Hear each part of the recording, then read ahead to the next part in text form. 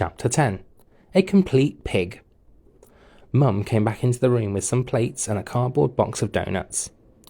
"Ooh, this looks nice," said Jane, reading from the box.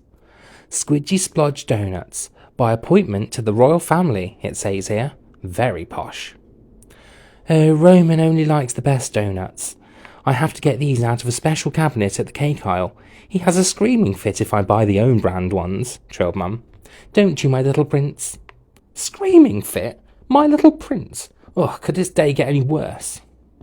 "And don't ask me what he did when I bought a lemon-flavoured one by mistake," said Mum, as Jane examined the box and licked her lips.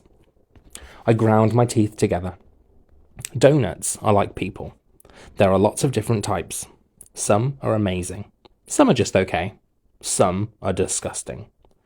Lemon-flavoured doughnuts are definitely disgusting. Only a complete moron would like them. Imagine biting into a donut, expecting delicious raspberry jam, and getting a mouthful of sour lemon curd instead. Yuck! The raspberry jam's the best bit. Liking the lemon ones is the same as saying, "I love watching football," but only when there's no ball and no players and no pitch. "Hey, look," said Mum, pointing to the box. "There's a competition. You could win a year's supply of doughnuts. All you have to do is text that number and..." "Oh, you know what?" said Jane suddenly. "I wonder what the doughnuts taste like. Should we just, Her voice trailed off, and she nodded towards the box. I tried to raise an eyebrow, but my face was still too sore and swollen. "Oh, of course," said Mum. "Where are my manners? I'll pop one on a plate, and..." "Oh, you can put them all on the plate if you like," said Jane, laughing a bit too hard. "Oh, I like a girl with an appetite," said Mum, smiling. She looked surprised, though, as she opened the box. "Oh, there's only one left. How did that happen?" I scratched the back of my head and tried to look innocent. No idea. Maybe a cat got in or something." "Oh, well," said Mum. "Now, they are quite big. Should I cut it in half?" Jane ran her hands through her hair. I think I could manage a whole one, please." "A whole one?" I thought. "What am I going to eat tomorrow?" Blood rushed to my face, making it tingle. Mum cleared her throat. Well, I thought I might save a bit for Roman when he's allowed." "Oh, Roman won't mind," smiled Jane. "Will you, Roman?" "Well, I'll kind of mind, a bit," I said. "Manners, Roman. Of course you won't mind," said Mum, placing the lone doughnut onto a plate. It was horrible to watch. It was like she was giving away one of my legs. Mum handed Jane the plate. "Enjoy." "Oh, I will," said Jane, licking her lips. "I'll leave you two lovebirds to it," smiled Mum, edging out of the room. Lovebirds? Ugh, I told you she was embarrassing. I felt like diving out the window.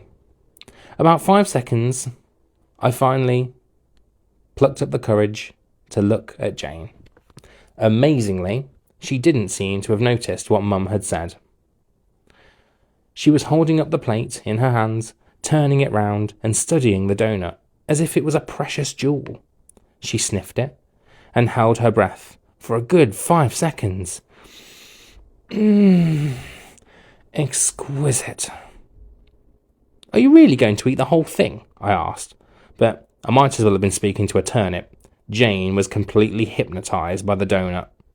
I'd never seen her like this before. It was like she'd been waiting her whole life for this moment. Her tongue flicked out like a snake's. "Come to Mama," she whispered, lifting the doughnut up to her mouth. You know at the beginning of the story, when I explained how to eat a doughnut? Simple, wasn't it? You'd think most people would be able to follow those instructions without any hassle. Well, not Jane. Maybe it was because she'd not had many opportunities to eat one before. Or maybe she'd always had to eat them in private, so she'd never learned the correct way to do it. The reason is not important.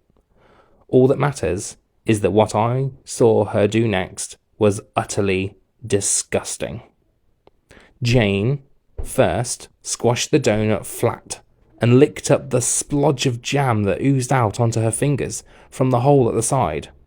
However, it got much worse when she scraped the sugary coating off the top with her teeth, then yanked a clump of dough and sucked on it before squishing it into a soggy ball and tossing it into her gob.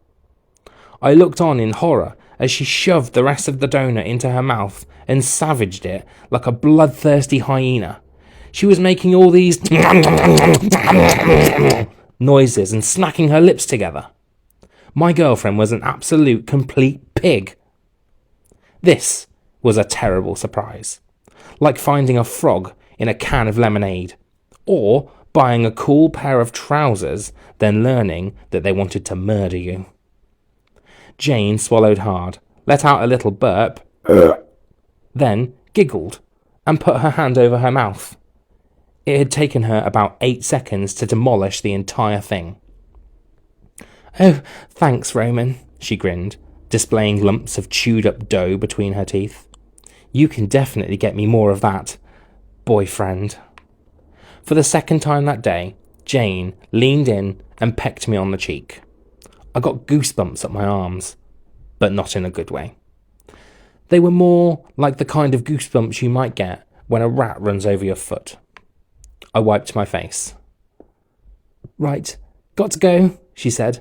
"Mum and Dad think I'm at Rosie's house." She'd lied to her parents.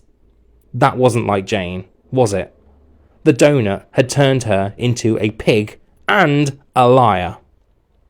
"Anyone would think that you came over just for the donut," I said, trying my best to sound jokey. "Of course not," laughed Jane. "Don't be silly. As if. What a thing to say." Oh, there was a bit of a pause. "Are you sure there aren't any more?" "No," I said. This wasn't actually true. There's always an emergency donut in a plastic box in the cupboard. I'm not meant to know about it. Mum keeps the emergency donut for her and Dad in case I eat them all.